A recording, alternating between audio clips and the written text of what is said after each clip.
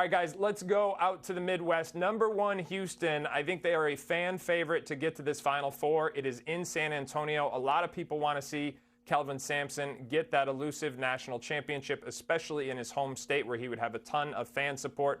But this is not an easy second-round matchup.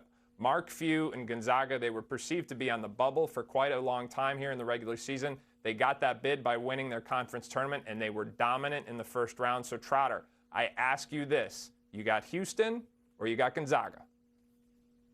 I'm going Houston. I don't feel great about it, though. And you can bring out all the hyperboles from this one. Houston is the best half-court defense left in the field against Gonzaga, who is the second best half-court offense in college basketball just behind Duke. This is a big-time game. We should not be seeing this in the round of 32. But here's the situation.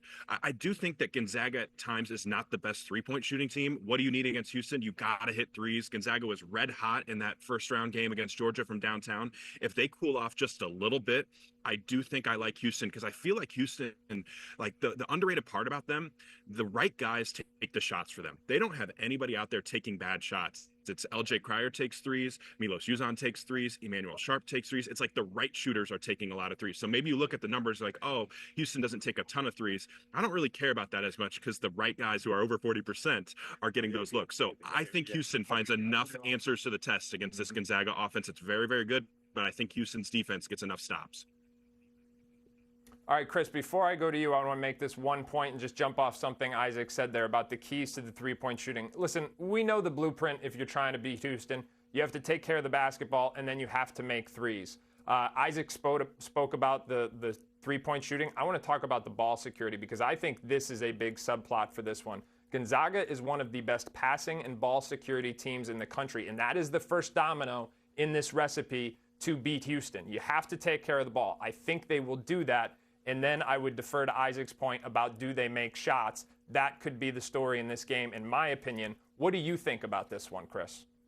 Listen, if teams make shots, every coach is saying if we make shots, we have a chance to win, right? That's what everyone's saying. But I'll say this. When it comes to Houston, hard hat, lunch pail, period.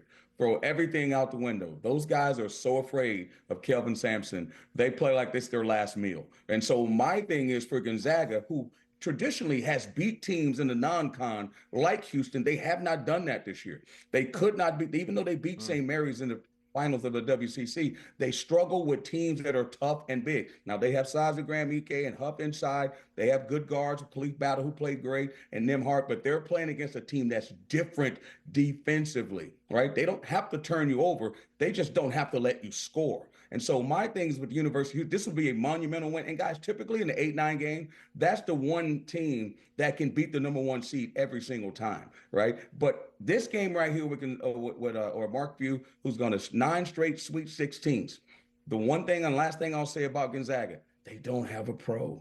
They've always had a guy. Right. And so that's what makes me nervous about Gonzaga. They don't have that guy that we've singled out. You know what I'm saying? They don't. And so the question is, can they do it as a team collectively against a team that's always about doing it collectively? Chris, you took the words right out of my mouth. I was just going to say, I think the reason why we saw them start a little bit slow and then, progress in a very linear fashion all season long was because there was no Chet Holmgren. There's no Jalen Suggs. There's not a Drew Timme. And I know he's not lighting up the NBA or anything, but this was one of the best college basketball players we'd seen in a long time. But give Mark Few credit. This was like a throwback Zags team where they just got better and better over the course of the season. I think this is going to be the toughest test that a number 1 seed will see in the second round. It's all going to go down Saturday.